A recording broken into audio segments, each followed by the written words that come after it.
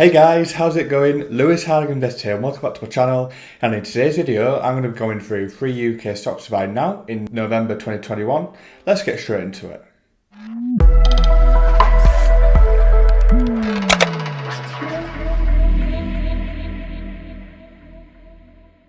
So the first company on my list is Royal Dutch Shell, or commonly known as Shell. These guys are a Dutch multinational oil and gas company headquartered in The Hague, Netherlands, but incorporated in the United Kingdom. So yeah, they're one of the oil and gas super majors, and measured on 2020 revenues, they're the 5th largest company in the world, and the largest based in Europe, and the largest based not in either China or the United States. Yeah, these guys do everything in the oil and gas industry, midstream, drilling, low stream, all that good stuff, exploration, production, refining, transport, you name it, they're on it. They were formed in 1907 through the merger of the Royal Dutch Petroleum Company of the Netherlands and the Shell Transport and Trading Company of the UK. These guys have a primary listing on the London Stock Exchange, and they are a constituent of the FTSE 100 index. So now onto my analysis checklist for Royal Dutch Shell, and this company is listed in the UK. The market cap is not 131 billion, that's in euros, it's probably close to the 100 billion mark.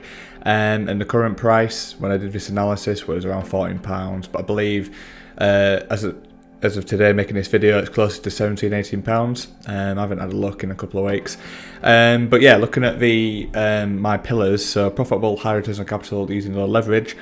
The company isn't particularly profitable, the gross margins and net margins are pretty low, which is not what we like to see in a company. Return on equity is pretty poor as well, not great. But yeah, thankfully the debt situation is decent, so they don't have much long-term debt, and you have a reasonable current ratio, but this does make sense. If you're not making much profits, you can't afford to have much debt on your balance sheet, can you? Makes sense, common sense really. Proven ability to grow, COVID has smashed these guys, so as you can see, free cash flow growth has been up, but earnings wise it's not been great. But it is interesting to see that free cash flow has grown over the past 5 years. For sure. Great capital allocation, long-term debt, we've had to issue debt during COVID, during the bad times. Dividend was cut as well, but this is probably one of the most known things about Shell. They had like a 7% dividend yield before COVID. COVID comes along and it has smashed them, and we've cut it. So the first time in like 50 odd years, pretty mad. Good acquisitions, yes, I would go and say yes. In the renewable space, they are investing a lot of money. PodPoint is a company they're investing into, like an electric charging, electric charging on the street company. But yeah, the most important one, buy at a fair price. So at current prices, Shell is looking rather attractive. If you believe oil is going to stay at a certain level, then this could be an interesting company for your portfolio for sure. Let's have a look at the DCF valuation to see how I've got to my figure of £28 per share. Now onto my DCF valuation for Royal Dutch Shell, and I have taken these from analyst estimates from Market Screener, and I'm using a discount rate of 10% because that's the required rate of return I would like when investing into a company. So yeah, having a look, the fair value of the company based on this is £28. Yeah, so from current levels it's looking pretty attractive. The key points with Shell is, does the oil price stay at a certain level? After doing some research, you can find all this online. I think Shell needs oil at $60 per barrel to break even. I think the oil price is about $85 right now, so clearly at these prices Shell will be doing good. But what if oil goes down to $40, $30 per barrel? Shell will not be making money. So this is a key factor in all commodity businesses, so something to bear in mind for sure. But if oil is going to stay at a high level, then yeah, it might make sense to own Shell for sure. So company number 2 is Polymetal International. So these guys are Anglo-Russian precious metals mining company, registered in Jersey but listed on the London Stock Exchange and the Moscow Exchange, and they are a constituent of the FTSE 100 index. So Polymetal Group of companies was founded in 1998 in St. Petersburg, and since then it's built a portfolio of gold and silver mines in Russia, Kazakhstan and Armenia. In 2011, Polymetal completed the placing of 491 million shares on the London Stock Exchange. And yeah, it was the first Russian founded company to obtain a premium listing in the London Stock Exchange, so interesting stuff really. And Polymetal became one of the first 2 Russian originated companies to be included on the FTSE 100 index.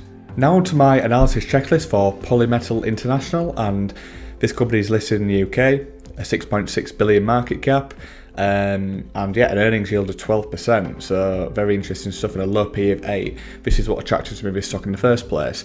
But let's have a look at the analysis. So great margins, I must say, great gross margins, great net margins, above the 40 and 10% we like to see for them to amount. So clearly the company is very profitable, and over a 5-year time period it has been as well. So that is really, really good to see.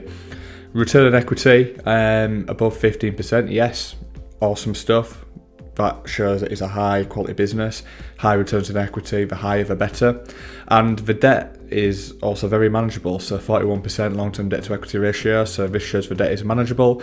And a very high current ratio as well. They've got double the amount of current assets on hand to pay the current liabilities, so a lot of liquidity in the business, which is awesome.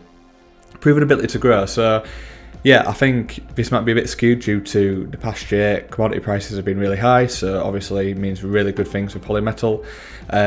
Revenue growth, net income growth, all across the board, including shareholder equity growth and free cash flow growth. Not too surprising, let's be honest.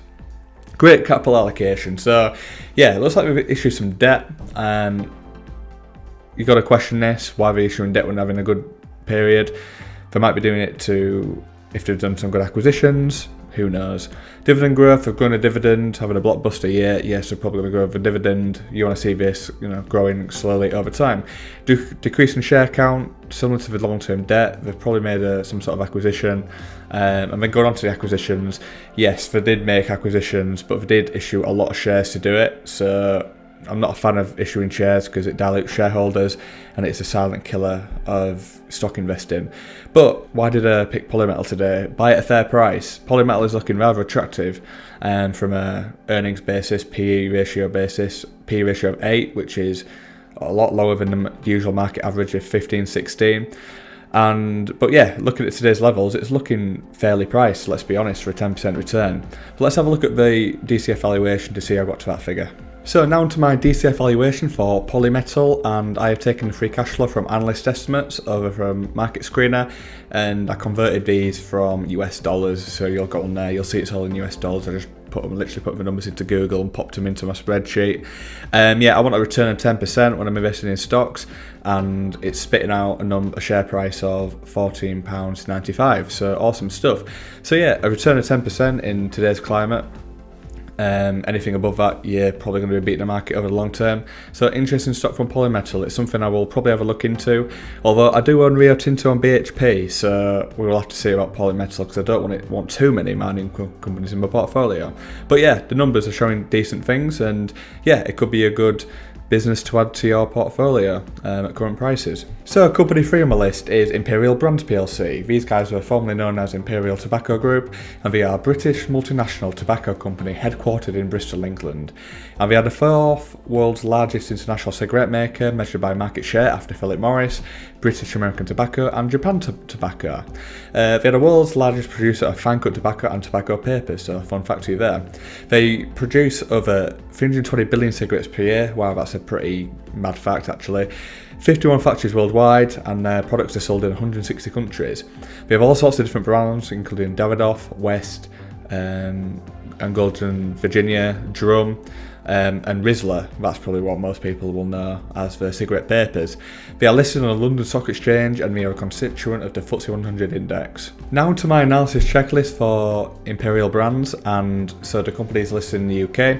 They have a market cap of 20.6 billion. That's actually in dollars, so it's probably more like 15 billion pounds. And yeah, so you've seen that right, a PE ratio of 5. Wow, you do not see that often.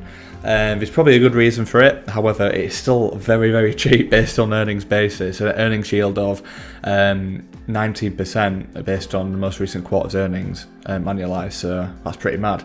But yeah, let's have a look at my pillars. But unfortunately, the profit margins aren't great. So compared to its rival, British American Tobacco, the margins are rather poor. So yeah, that's a bad sign.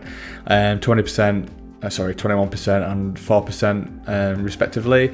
Return on equity, not too bad, 21%. But yeah, the long-term debt and the current ratios are not fantastic. The long-term debt is a tad high, to be honest, and the current ratio isn't great when it's below 1. Proven ability to grow. They have grown the revenue and the net income over the past 5 years. Shareholder equity growth has actually decreased. This could be due to many reasons, including paying out more dividends, because that will decrease the equity in the company. Yeah, free cash flow growth, not much, but still in the green, so decent. Long-term debt repayment, yes, they've been repaying their debts, growing their dividends, and decreasing their shares ever so slightly. Good acquisitions, yeah, you probably have to say yes, good, decent acquisitions. If everything's growing and ticking along nicely, if they're not having massive write-downs, yeah, you've got to say decent acquisitions. So buy at a fair price. This is what, led me towards this company really. P ratio of 5 and a price to free cash flow ratio of 5. That is very, very cheap. And as you can see from the DCF valuation for a 10% return, it's spitting out a number of like £33 per share. So that's like an over 100% increase in the current price. It most likely won't get there due to the negative sentiment on tobacco, but on an earnings basis and a cash flow basis, the stock is looking very cheap. Let's have a look into the numbers and see how we got to that 10% return. Now let's have a look at the DCF valuation for Imperial Brands, and I've taken the free cash flow estimates from analyst estimates as to previous two. The discount rate is 10% and it's spitting out a share price of £33. So interesting stuff. And these free cash flow figures are rather modest as well, looking at previous years. There must be a good reason why analysts think these numbers are going down. Yeah, could be to do with their business declining, but even if the business is declining, it is unlikely to go to zero anytime soon due to its size, and cigarettes probably not going anywhere for a few decades. So yeah, it's looking very interesting, isn't it? Yeah, I'll add it to the watch list and I might do some more analysis on it, but I do have British American Tobacco in my portfolio, so probably unlikely I have another tobacco company because I don't want that added risk of having multiple positions in a controversial industry, let's just say. So, but yeah, there's no doubt on an earnings and cash flow basis, Imperial Brands is looking rather cheap at the moment. So there we have it. They were my 3 UK stocks to buy now in November 2021.